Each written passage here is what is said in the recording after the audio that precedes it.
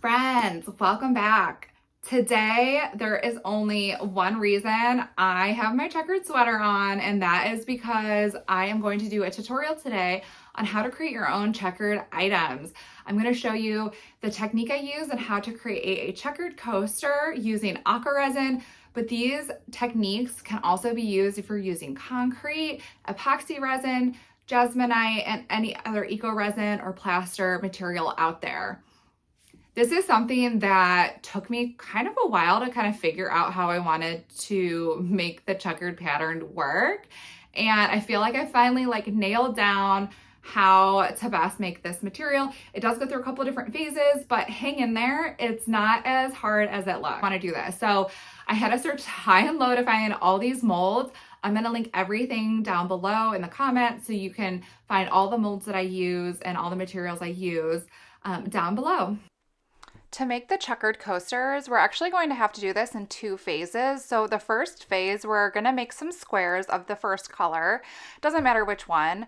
And then we're going to let that cure, and then we're going to embed it in more material. So don't be too overwhelmed. It's not as bad as you think. You can just follow along here. I am mixing some liquid for the squares, and I measured out 28 grams of liquid. And I'm still using 3.2 times as much powder as liquid. So as you can see, I'm just measuring this out. So I decided that I wanted to make this a purple checkered coaster. So I'm just adding a couple scoops of mica powder into the powder, and I mix this together fully before I put this into the liquid. So then it's time to pour the powder into the liquid. So I always like to do just a little bit, mix it up, and then add the rest. And keep in mind, these videos are sped up quite a bit, and I actually did quite a bit of mixing off camera too, just because I wanted to save time filming. But like I say, every time, if you think you're done mixing, mix more, because you really can't overmix, in my opinion, just because it's important to get all the clumps out. Once your material is mixed, it's time to pour it into these square molds. So I'm actually just using, these are all different size squares, and I only need to use the small size here. It's just because of the size of the square coaster mold that I have. And so I actually specifically found these molds for this size that I have. However, you can do this for any size squares. So whatever molds you find, you can definitely use these, but I will link the molds that I found for this specific project in the comments below. And now it's time to tap those molds. So I'm just tapping to release as many air bubbles as possible. All right, so once they've cured, I think my Aqua Resin's been taking about 45 minutes to cure. Just keep in mind, you don't want to take them out too early. That's when you're going to see it breaking. If you take it out too late, that's when you're going to see these sweat dots on them. And so this takes a lot of time. You guys, I can't tell you how many times this took me to get the right timing down, but it varies depending on what temperature you're in and what your working ratio is. So just keep that in mind as you're learning this craft. Also, I don't know if you noticed, but there are some little hands coming into the videos. So my daughter came home from school and was trying to help me, and it's super cute. So what I'm doing here is I'm taking those squares, and I have a larger square mold, which is going to be the full coaster. So I'm just arranging all of the squares in a checkered pattern, and I try to be as precise as possible. I ended up actually sanding my squares down a little bit just to make sure that they weren't too snug in here, because if it's too snug, they kind of bulge the squares out from each other, if that makes sense. So just try your best to get them lined up. But again, I mean, this is a handmade item. If it's a little bit crooked, it's a little bit off, that's okay. So I'm just going to do two different colors here. So I'm going to do a terracotta color. I ended up wanting to do a green, but I didn't end up mix enough material here for the second part. So you won't see that outcome, but I am now mixing for the second phase. So I'm now mixing about 90, I think that was 96 grams of liquid, and then I'm mixing the powder to go along with that. Again, 3.2 times as much powder. Next, it's time to mix the powder with the liquid. So again, just try to mix it and break down as many clumps as you can. And then what I'm doing is I'm actually going to split this material into 2 different cups because I'm making 2 coasters with different colors. So as you saw previously, I typically mix, if I'm doing mica powder, I mix it in with a powder before I mix it. But since I'm doing 2 different colors, I'm doing it after the fact. So just make sure if you're going to do this, just mix as much as you can to make sure that it is fully incorporated. But it's definitely okay to add it in after the fact. I do this on occasion and it's totally fine. So I'm making the darker purple because I want that like contrast of like a darker purple. So as you can see, I put in the mica powder and I'm actually not entirely happy with the color and I want it to be darker. So I'm going in with these Jesmonite pigments. I have red and blue. And I always like add 1 drop in at a time or add a little bit at a time just because it's easier to go darker and it's really hard to go lighter with these pigments. So just keep that in mind. Sometimes you can use like a toothpick even if you just want like a little bit of color.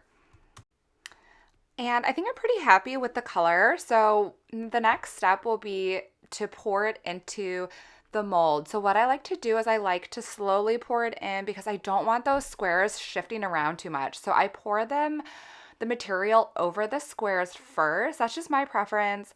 And then just kind of try to slowly have the material in the other parts of the mold. And normally I am fairly vigorous when it comes to tapping the mold, but because I have these embedded squares in there, I don't want those to shift around. So you'll notice that I didn't really tap it too much because I don't want them to get too crooked when they cure. For the next coaster, I am going to mix together a lighter, like kind of blush pink color because I want the lighter contrast against like kind of the darker terracotta that I have going. So I'm just mixing that together and then I'm going to go ahead and I'm going to pour it into the mold the same way that I did with the other one. So you'll know when it's done curing once it's warm to touch. This is for Aqua Resin specifically. It might be a little bit different with Jesmonite. And you can see how they're like, I always do this test with my finger. If you can see a little bit of marks, it's not ready. On the purple, you can see there's no marks. It's hard to like totally get it on camera. But I always kind of like peek in the sides to make sure none of the material is sticking to the walls of the mold. That always tells me I'm pretty much good, but it is still somewhat fragile, so be careful because it's not fully done curing yet at this point. And since the pink one still had those marks, I'm actually going to give that a few more minutes, maybe about 4 to 5 more minutes, not too much more time, and then we'll go ahead and pull that out of the mold. Once you've taken them out of the molds, I would definitely give them at least 4 hours, if not a full day, to let them fully cure and harden before you get to sanding. And I'm going to show you a wet sanding method. I'm going to use 3 levels of different grit sandpaper. I have 80, 120, and 220. You can use a couple different variations. This is what I found to work fairly well for me. And so you're going to want to start with the lowest number first. So I'm starting with the 80 grit first. And what you're going to do is you're going to want to dip it in water and then go ahead and sand. So I'm sanding the edges on the back side first, but I'm going to sand the top side quite a bit because I need to remove a lot of the overflow of the other colors just so that I can reveal the full checkered pattern. So I'm just going ahead and giving it a good sanding and just wiping it off on occasion in the water and continuing to go back until I'm pretty happy. Then you'll want to continue the same process on the other 2 grit levels of sandpaper, and I'm going to repeat this same process for the purple as well. And once they are both fully sanded on all 3 grit papers, you're going to want to make sure that you fully rinse them completely clear so that there's no residue left on your coaster. And once you have done that, dry them off with some sort of towel and let them sit out so that they fully dry before you get to sealing the coasters. And I'm going to go ahead and get in with this concrete stone wax sealer that I love. And I'm always apply this very liberally, and I do it on all edges, on the bottom and then the top. And this is going to make the colors pop out and be a lot more vibrant, as you can see, and it's also going to give it that water resistant layer on top of your coaster. To finish out your coasters, I always like to put a cork backing on them, and I just get these adhesive ones to make it super easy, like a sticker. And so I'm just pressing that down, making sure that there's no air bubbles and all of that. And then I also add my logo.